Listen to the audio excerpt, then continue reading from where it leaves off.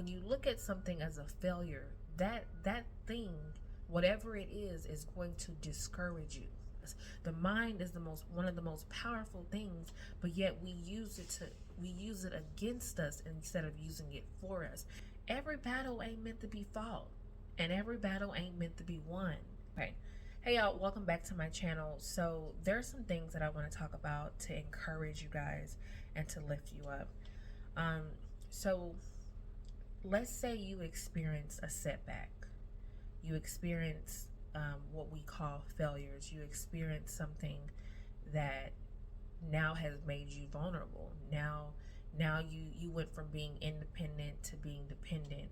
You lost your job. You um, you are in a situation, and that situation has made you feel like you are a loser. It has made you feel like you're not ever gonna grow from it. You're not ever going to be able to pick yourself back up. It has made you feel like you can't do anything. It made you feel like you don't have anything to offer. It's made you feel like you're not good enough. Whatever it is that you're going through, I want to encourage you. I want to encourage you and tell you that first and foremost, we need to stop looking at things as failures. Change our vocabulary, because when you look at something as a failure, that thing, whatever it is going to discourage you. That thing is going to cause you to think negative about yourself. And that negativity, that one negative thought, is going to multiply times itself and create even more negativity. And before you know it, you're spiraling down, and you're going from one extreme to the next. So stop looking at things that you go through, setbacks. Stop looking at setbacks as failures, because that mentally works against you when you look at something as a failure. But when you look at something instead of a failure, look at that obstacle, look at that setback as not even a setback. Look at that challenge, if you will. Look at it as a lesson learned, as a blessing. Because when you look at it as a lesson and a blessing, you actually are working for yourself, and you're using that as a positive. And you can ask yourself, what did this situation teach me? What did I gain from this situation? What did I do in this situation that I could have done better? And what can I do? What did I do? Retrace your steps so that I won't make the same so that I won't do the same things. You know what I'm saying? So that's pretty much how you have to look at it. Look at it as a blessing, as a lesson. And that lesson is going to propel you forward.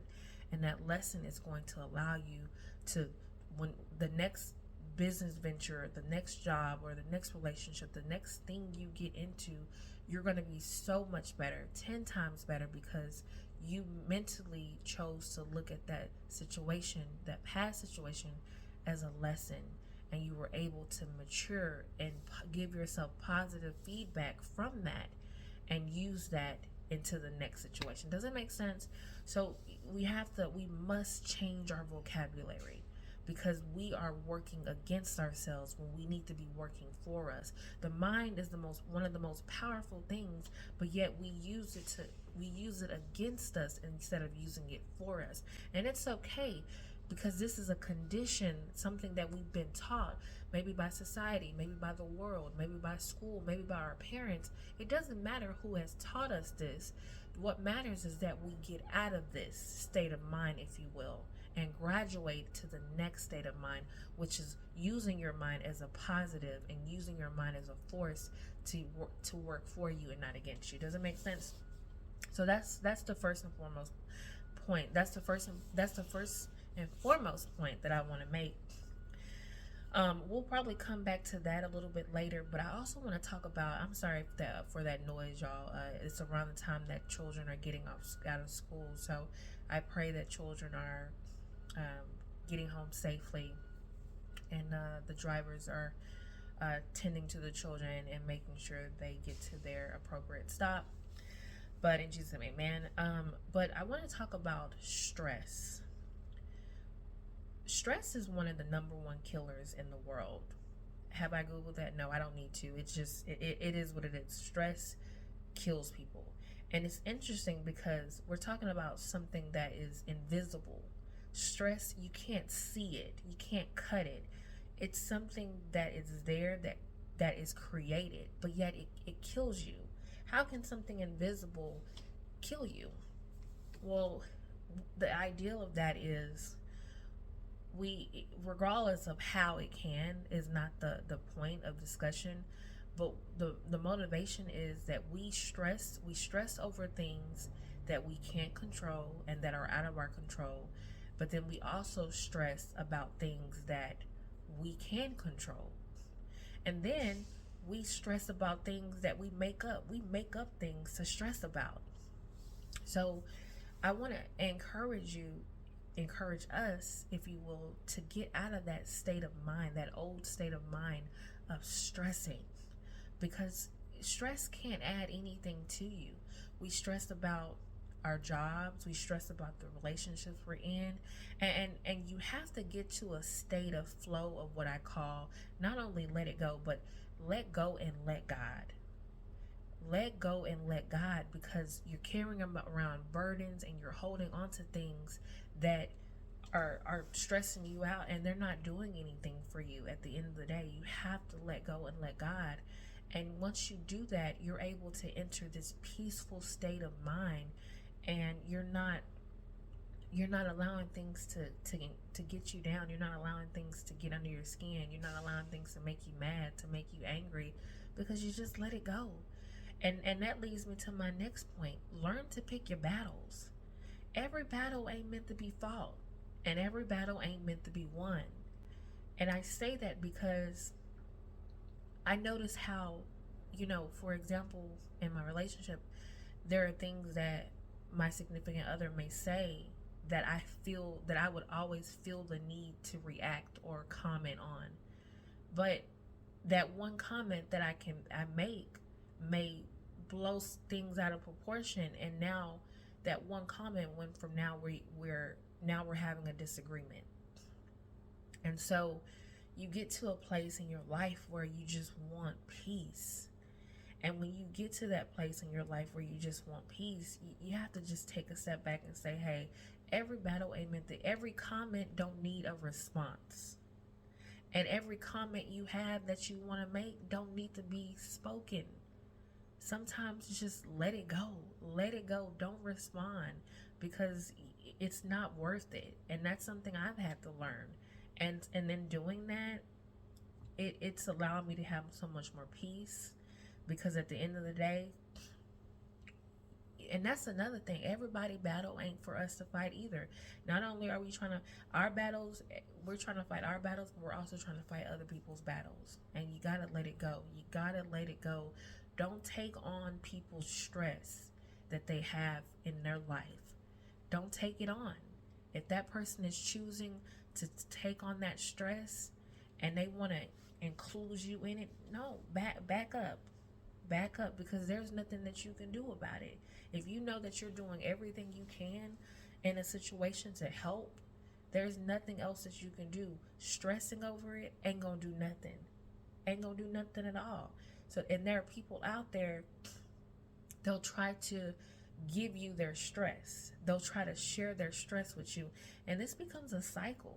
Every single day, it's the same tune. It's the same thing every day. And you're taking in that stress, and you just gotta let it go. You let it go. You can listen to it and you can respond to it, but just let it go. Be like, it's gonna be better. I understand. You'll do. Just give them encouragement. You'll be all right. You'll do good. You're gonna be better. You'll get out of it. Just give them little small encouragements, because anything more is gonna blow things up out of proportion, and you don't want to do that.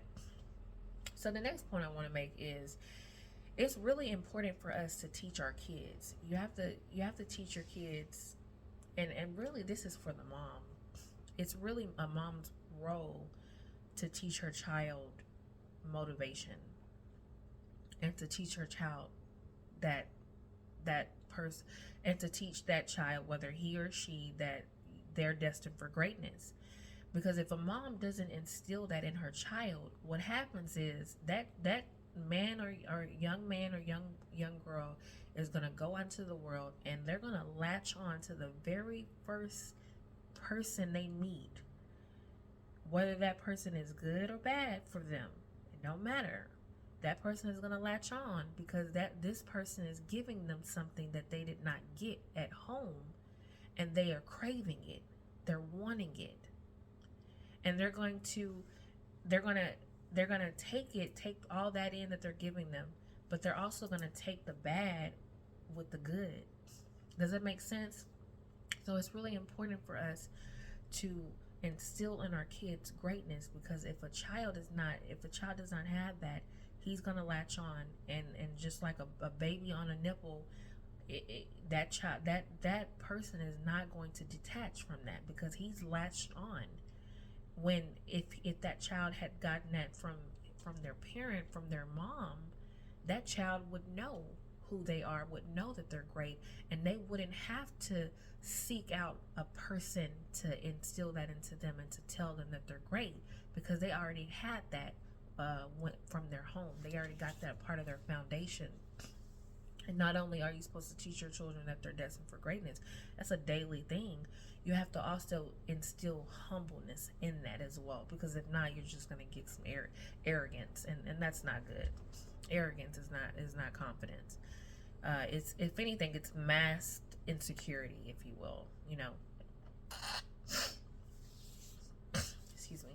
But so yeah, so that's a great point that I wanted to make as well. At the end of the day, I just want y'all to know that you have to know without a doubt that you are destined for greatness, and that you can achieve more. You can achieve more. All you have to do is desire it.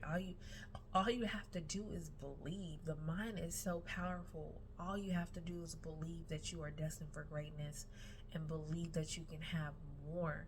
Visualize it, and then once you visualize it, start to work toward it. Work toward it every single day. Write a plan down of what it is you want. Think about that thing every single day. Don't take your eye off of it. If you have to write it on a board, write it somewhere where you can see it. Do that as well, so that you can keep that at the forefront of your mind. But everyone is destined for greatness. It doesn't matter what it is you want. And that leads me to my next point. Stop sharing your dreams with other people. Everybody ain't meant to hear about what it is you want to do. Not to mention, you got to get to a place where you stop talking so much. You talk so much. You talk about this. I'm going to do this. I'm going to do this. I'm going to do this. I'm going to do this. And you never make it happen. Get to a place of where you just do it. Let your actions be your words. But everybody ain't meant to hear about what it is you want to do, because there are people out there that are going to, how can I say this well? They're going to mirror their insecurities onto you. And before you know it, now you don't believe that you can do what you thought you can do. And in reality, you just told the wrong person, and that person said, you can't do that. You're not going to make that happen. You're not going to do that. They're giving you they're mirroring their insecurities off of you. Don't take it personal. That's what they see inside of them. They don't see much inside of them. So they can't encourage you. They can't lift you up. Stop looking for encouragement. Stop looking for people to lift you up. Stop looking for people to be your cheerleader. Be your own cheerleader. Lift yourself up. Be your own support system. Be your own pep talk. Do all of that. Give you all of that to yourself, because you may have goals that are not practical or ideal to a lot of people, and people are not going to understand it. Everybody ain't going to understand your dreams. Most people are not going to understand your dreams.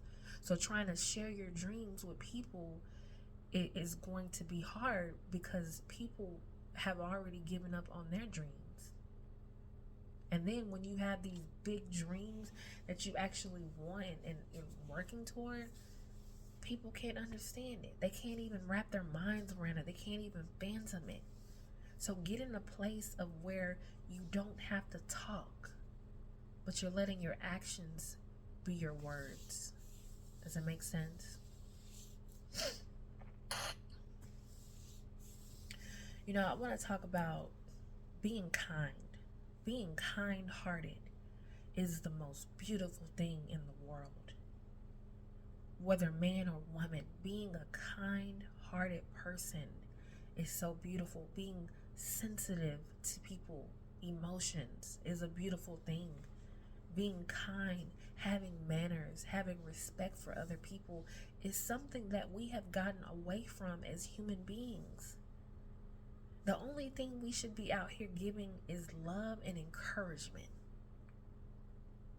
But you got a lot of the opposite going on. You got a lot of judgment going on, a lot of criticizing, a lot of bringing people down, putting people down. Like, how can you speak on somebody else's life when you don't even have your life together?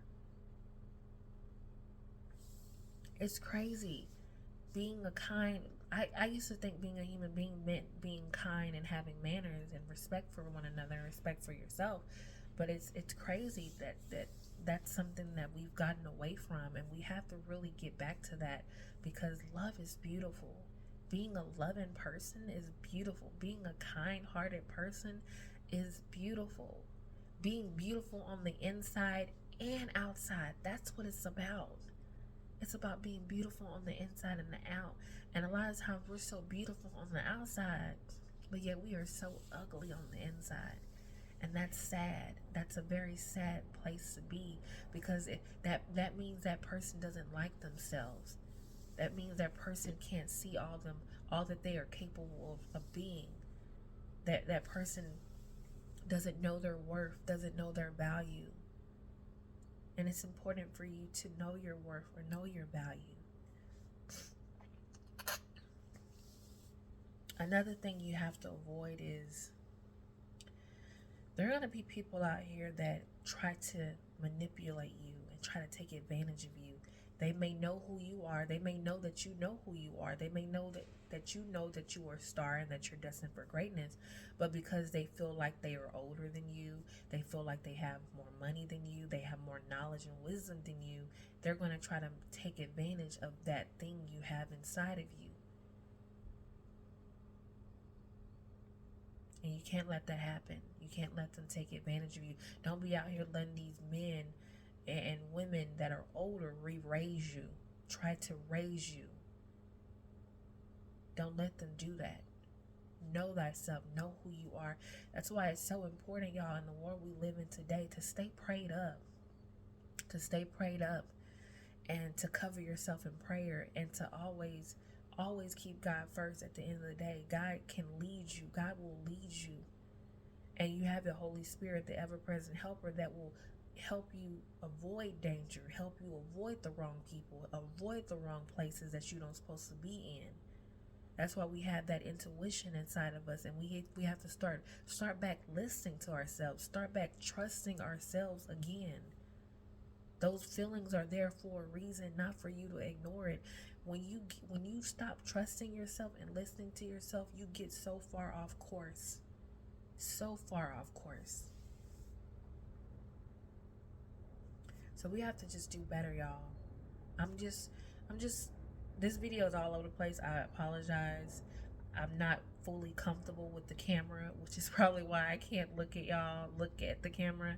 But please know that it doesn't change that these words are from my heart. And I've experienced so much in life, y'all. I really have. One thing I'm gonna wrap up with is the most important thing in life. The most important thing in life. Sorry, y'all. I'm getting emotional.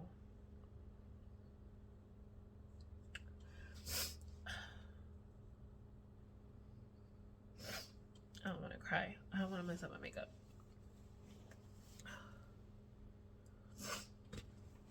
The most important.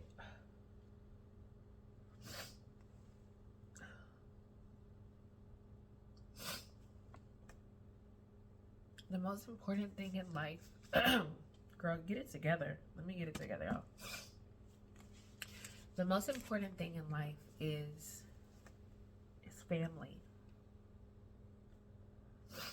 Family is the most important thing in life, and I get it. Some people may not have good families, but when you are blessed to have a beautiful family, a good family, hold on to that, y'all. Hold on to those memories, y'all. I have so much regret. I have so much regret in my life because I didn't value my family. Let me tell y'all the situation. The unfortunate thing about it is stripping. I allowed stripping to consume my life. I allowed it to consume my life.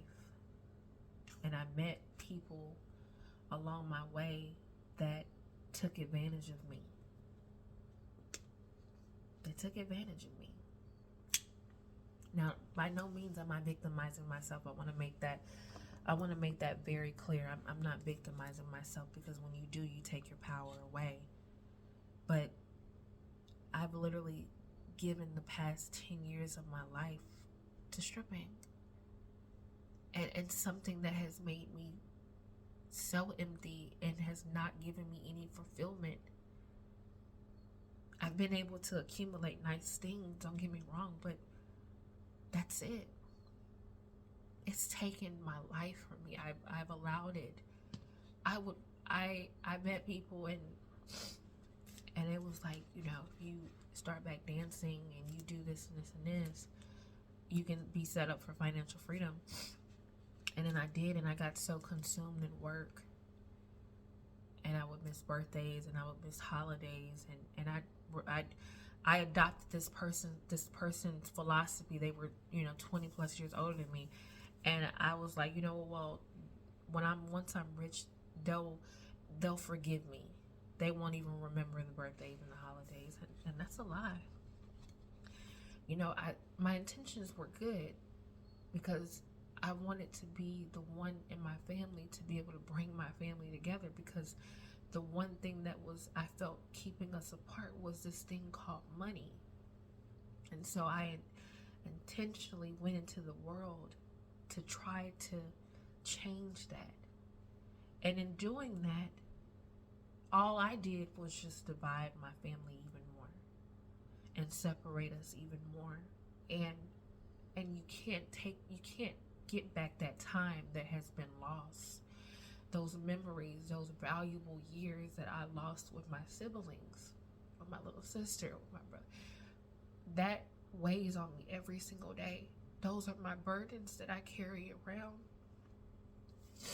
And that's why I cry about it right now, because it's the one main thing that I regret in life. And I can't change it, because those relationships are not the same. When you take time to build it up and you build that relationship up, and then that distance, everybody starts living their life and doing this.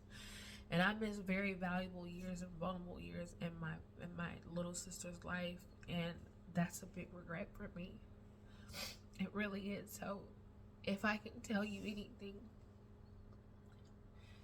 hold on to the memories you have with your family.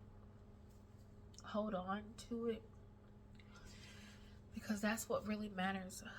Hold on, y'all. I need a moment.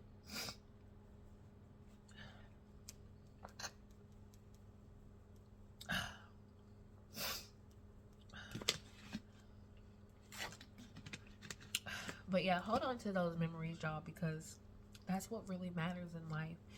It's not money. It's not materials. It's time. It's memories. It's love. That's what really matters in life, because materials, you can't take that with you when you go away, and you can replace those things, but you can't replace memories that have been lost and time that have been lost with your siblings. So I'm not dancing anymore, and I'm happy about that. But now I get to see, what can I create being me. I know who I was, or who I thought I was in dancing, but it, as stripping in the world. But now, who am I in God? Where is God going to lead me? How is God going to move in my life? What is God going to make of my life? And I'm hoping that God can make a mess, make make turn a mess into a blessing. So I'm hoping, but this is gonna be my first video chit chatting with you guys. Well, I'm not sure first, but the point is, this is going to be a start of many, because I feel like most of my life, y'all, has been a mistake. I've always just gotten it wrong, and a part of that is mainly because I literally had given my life to stripping. I became obsessed with that, and that was what I did and who I thought I was. And that was only a product and a form of my brokenness that I created for myself. So a lot of times we don't even know who we really are, because a lot of times we're living in our brokenness, and we're living in our past pain. So that was me, y'all. That was me. I have so many burdens and regret and pain from that. Even though my intentions were good, it is what it is. Time was lost. Distance can't be forgotten. So that's gonna be it for this video, y'all. I do apologize that it was all over the place. Again, I'm getting familiar with this whole social media and camera thing, because I know that I have a message, and it's because I know what I want to do. I know that this is something I want to do. So I'm just going through those uncomfortable stages, if you will, but it's only gonna go up from here, and we're only gonna grow and get better together. So if you did stick through the whole video, I really appreciate it. I hope that you were fulfilled in some way, and you got some type of encouragement from this, and something that you can take away. Maybe not everything was meant for you, but maybe one thing that you were able to take away. If so, definitely leave a comment below, letting me know what you took away from this video. But I want to thank y'all so much for watching, y'all. Please be sure to subscribe. I'm trying to find my niche on YouTube, finding out what's and social media as well. Just trying to find out what works for me, and what can I do. And the video that I shared with you about, that video inspired me, and it made me realize, okay, I need to start giving value. People want value. People are attracted to value. So so thank y'all so much for watching. I really hope y'all have a beautiful day, a beautiful week. Stay encouraged, stay uplifted, stay positive, keep going. It's okay. It's not as bad as you think. It could always be worse. And let's make the most of what life has to give us. Every day we open our eyes, it's a blessing, y'all. I don't care how many bills you got, how much stress that's on your plate, how much of this. Every day you get to open your eyes, it is a blessing, because I promise you there's somebody out there going through worse than you are. So let's keep it in perspective. And but yeah, please subscribe to my channel, y'all, and I will see y'all soon. Until then, stay encouraged, stay blessed.